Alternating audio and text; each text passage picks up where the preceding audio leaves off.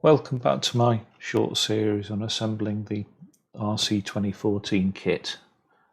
I want to start off with arguably the most important component and probably the simplest to assemble, which is the Z80 CPU module. I want to start off by preparing this dual row header pin so that it fits on the board here. As you can see, it's only dual row up to a point, and then it goes single row up to the end. Also, there are only 39 holes on the board and there are 40 pins on the header. Let's have a look at what the back plane looks like. And the back plane actually has 40 holes. In fact, let me just, does this flip the right way around? Yeah, that's pin 1 there. Let's move this out of the way a second. So this will mount like so. I guess. And the last 2 pins will connect to the header on the board, but presumably are not connected to anything. Doesn't look like they're connected to anything. Okay, so I need to remove 16 pins from pin 1.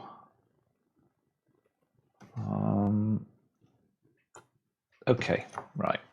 There's a way to do this suggested on the RC2014 website, which is to reverse and mount the header like so. You will go in. There we go. And remove the required number of pins according to the board requirements using needle nose pliers.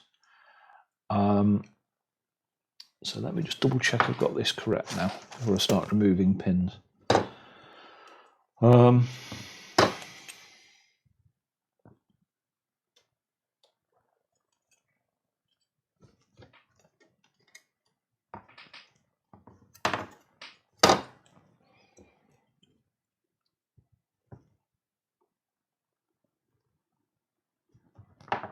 So that will mount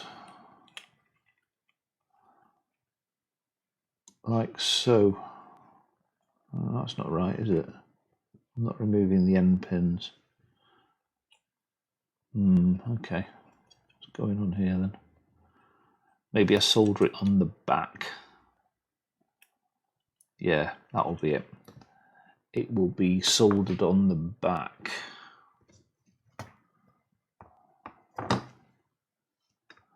Mounted like so. Yeah, that makes more sense.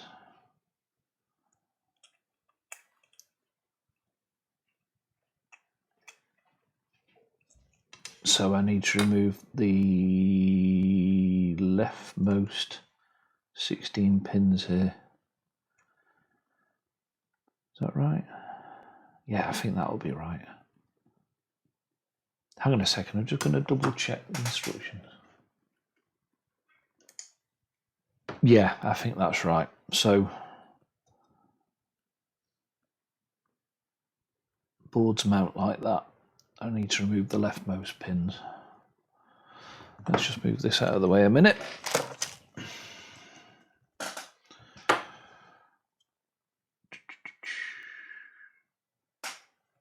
So I'm going to have to do, those pins are going to get removed.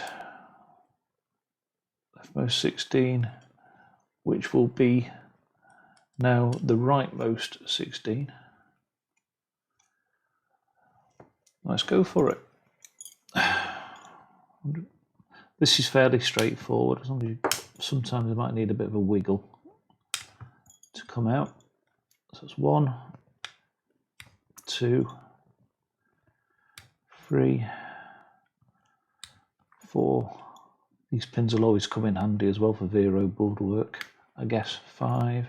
Strip board work. 6. 7.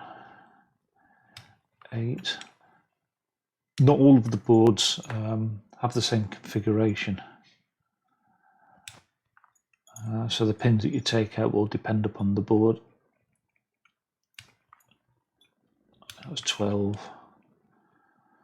13, 14. I don't think it particularly matters if you accidentally pull the wrong ones out. You can always push them back in again. I think this is the 16th one now. Right, let's see if that fits. You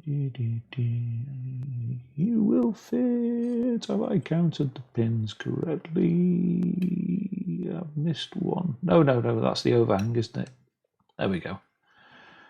Perfect. There we go. So that will now fit, hopefully, once I've got the 40-pin header socket fitted on here, like pin 1, so. Excellent. Right, to the solder station.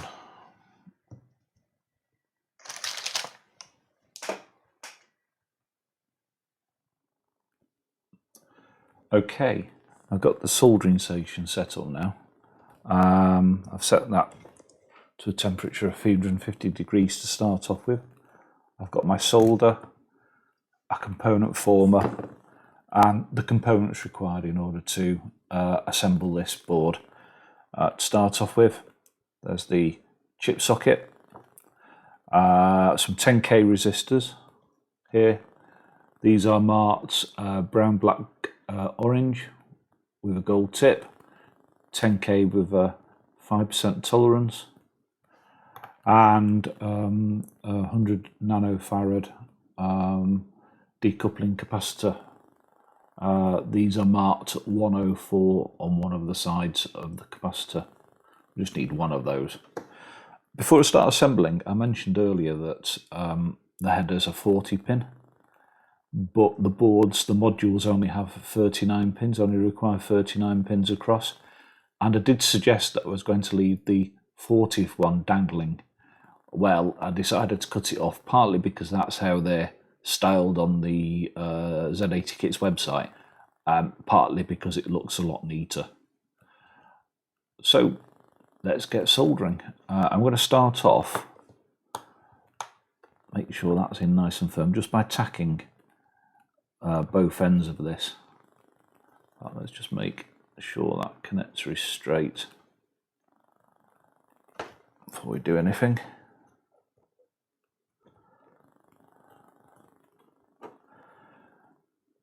Yeah, that will do. I'm going to tack the connector in just so that I can make sure both ends are secured before I start soldering and level before I start soldering any of the intermediate ones. Let's hope the soldering iron is up to temperature now. Oh yeah, it's worth noting that the components are mounted on the other side of the label on this board. I assume that's true for the other boards as well. So I'll be mounting all of the components on this side, and that's true for the headers as well. The headers are mounted on this side.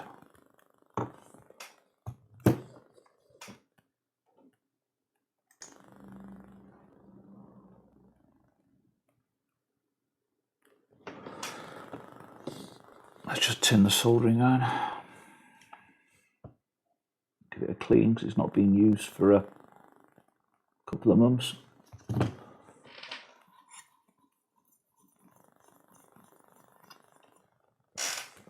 Looking good.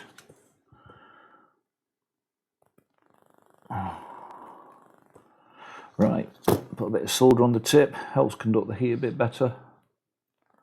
I'll start off with the single side pin 1 first. In fact, before we start doing this, I'm going to dig out my magnifying headset. Just bear with me 1 second.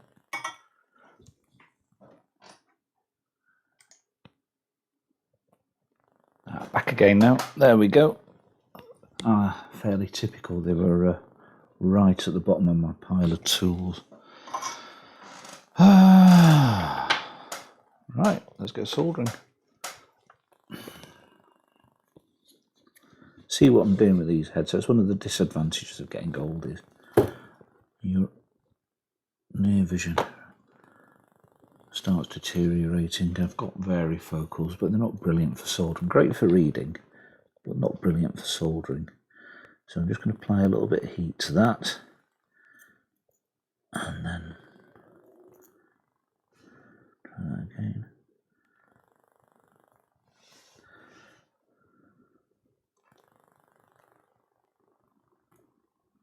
I don't think my soldering iron's hot enough.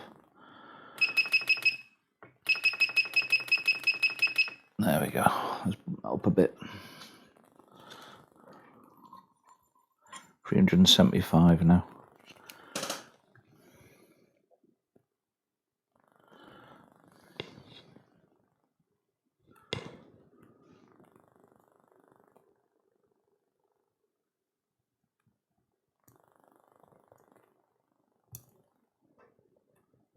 There we go.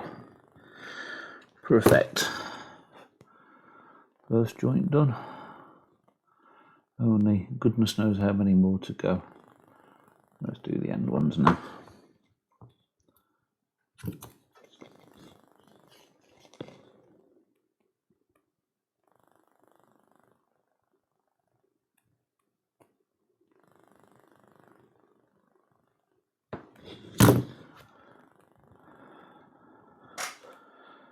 There we go.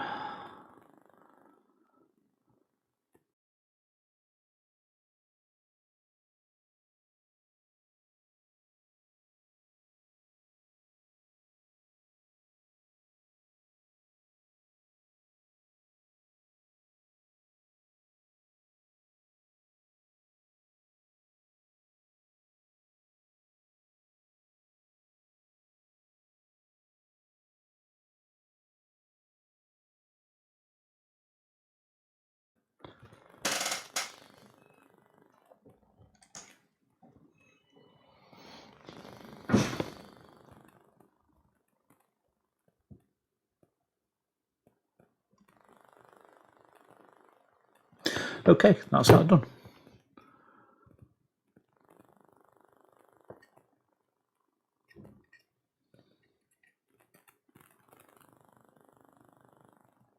Happy with that. Very happy with that. Right, let's get this chip socket soldered on then. More pins, yay, pins.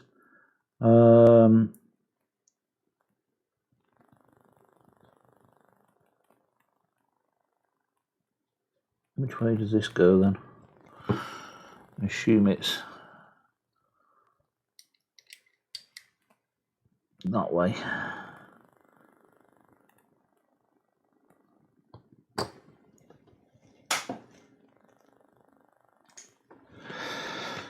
Yeah, just check the instructions. Notch goes this side, and there's my notch on the socket, just as a reminder. Again, I'm just going to tack top left, bottom right corner, just so I can get the chip level before I do anything more serious. Nothing worse than a wonky socket. So let's just do that one.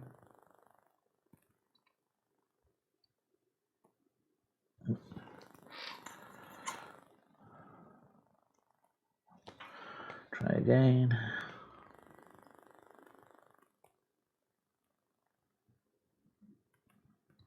And there.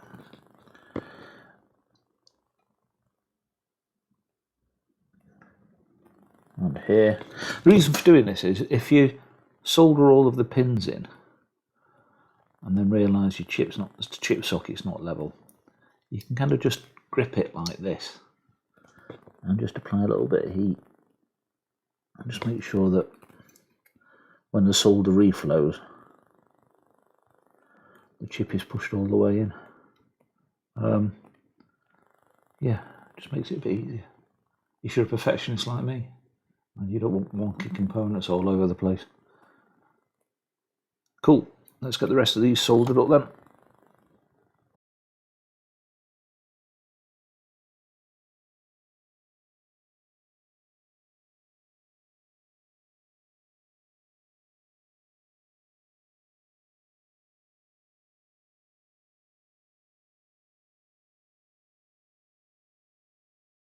Looking good.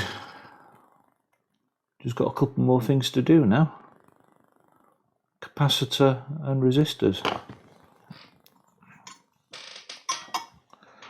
Let's do the resistors first.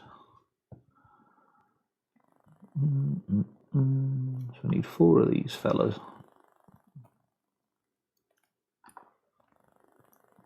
Oi, bendy legs. There we go.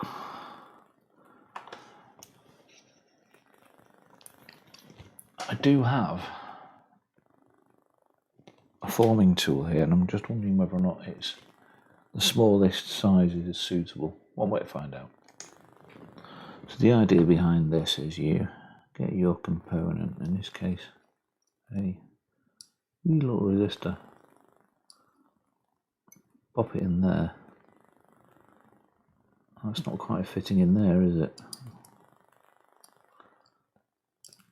Okay, well I can just hold that with my thumb, bend it down. It just gives you a bit of a right angle in theory. I made a pig's ear of that one. No, it's not too bad actually.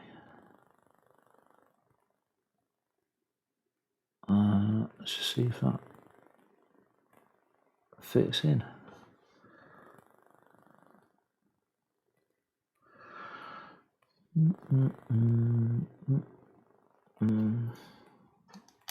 Pull it through the other end.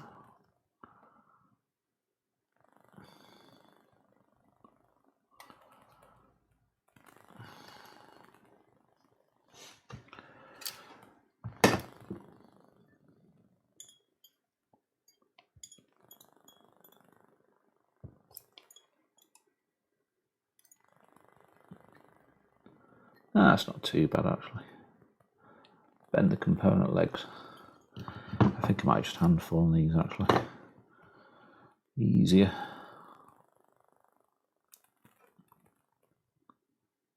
Sorry tool, you are superfluous. It doesn't really matter which way these go in, they don't have a polarity.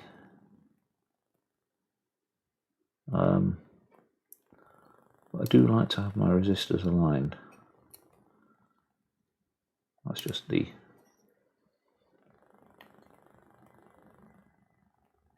my OCD, I think, really more than anything. Let's pull that one through a little bit. Oops, scratching the board. There we go. Bend the component legs. Not that these need much holding in place.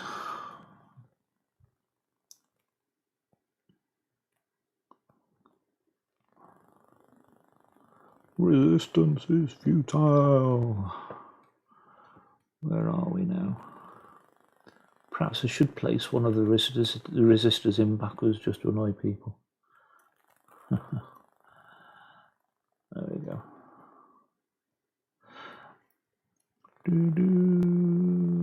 Bendy legs. There is a whole argument, well, it's not really much of an argument in soldering circles about whether or not you bend and cut the legs before soldering, or you bend and solder and then cut the legs after soldering. I used to cut before soldering. I usually do that on crowded boards. It just makes it a little bit easier sometimes to get the tip of the soldering iron into the place you want it. That's a bit wonky, isn't it? Let's pull that leg through.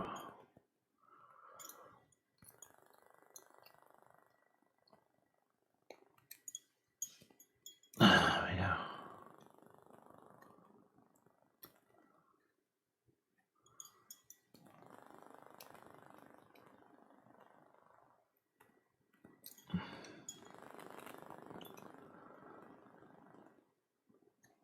That's fine. So let's get these soldered in now.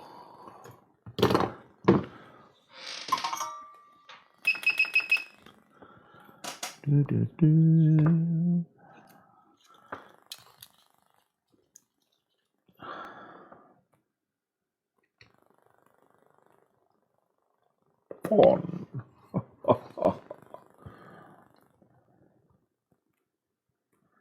Two.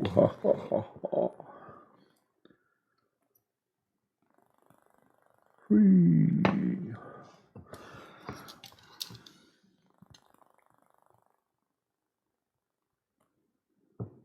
4.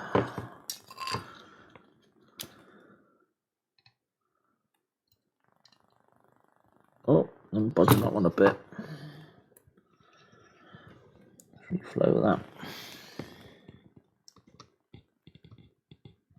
A bit more solder on it.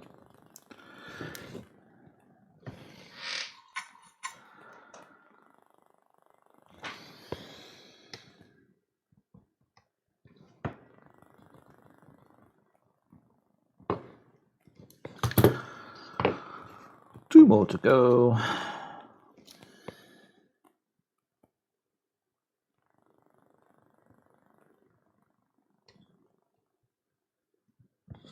Excellent.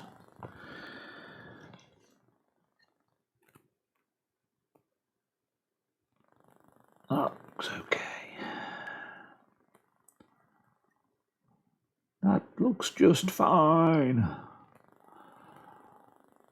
Right, last component, but one, because I've got to stick the Z80 in, haven't I?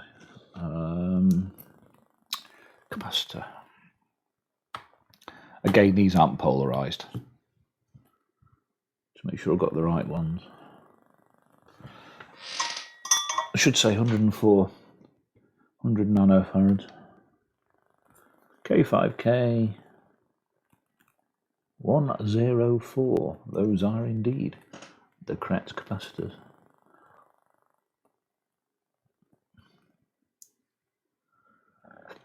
Ooh, these are stuck down well. Maybe if I peel the tape.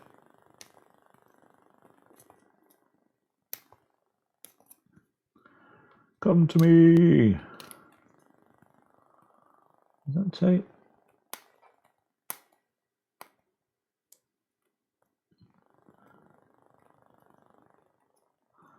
Just bear with me a second. Right. There we go. Peel the tape back.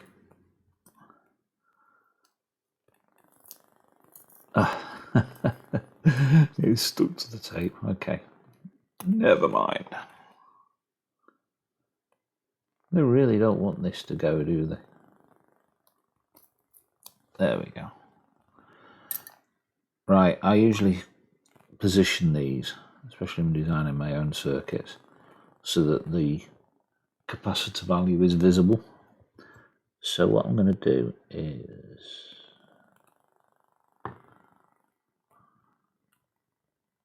pop it to the 100, 104. Value is on the outside. There we go. You go in there, like so. Bend the legs.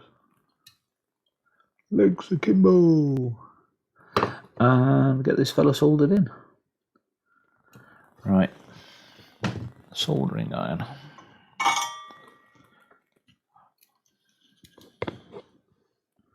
Doo-doo-doo. 1. Oh, oh. 2. 2. Right, that is, I think, all the soldering done. So what remains is just to clean my soldering iron, turn that off,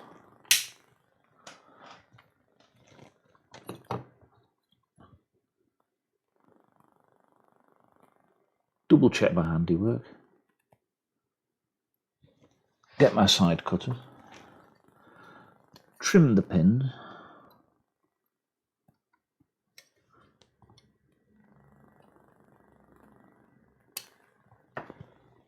always worth keeping these actually, they come in handy sometimes for jumping things on boards. Never throw a pin away, a leg away. There we go.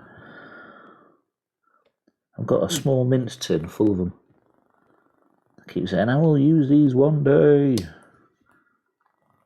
No, I've used about 5, and yet the pile keeps growing.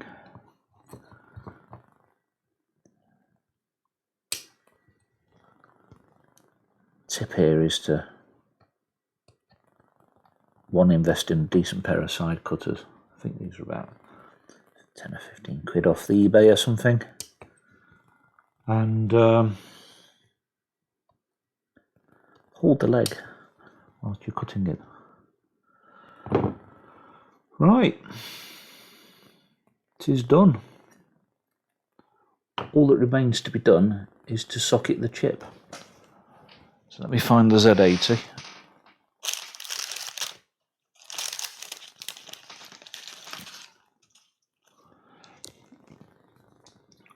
Make sure I get the right one. There's 2 40 pin dips on here.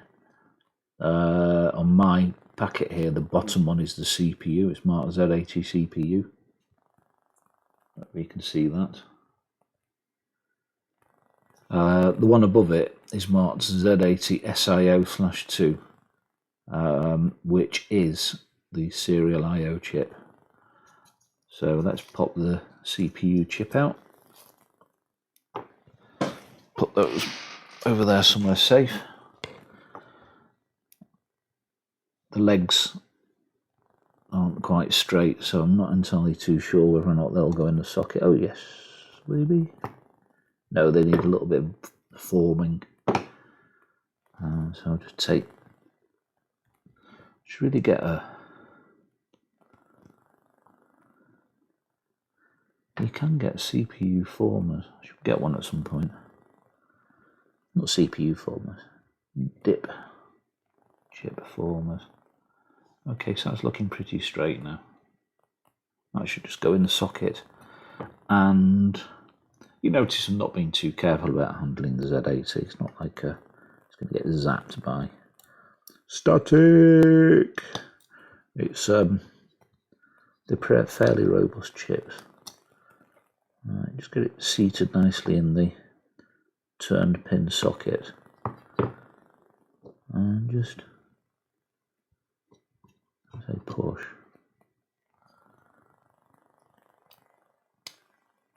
And we're in. Making sure that the notch is pointing towards pin 1 of the board. And there we have it. The first of the modules done.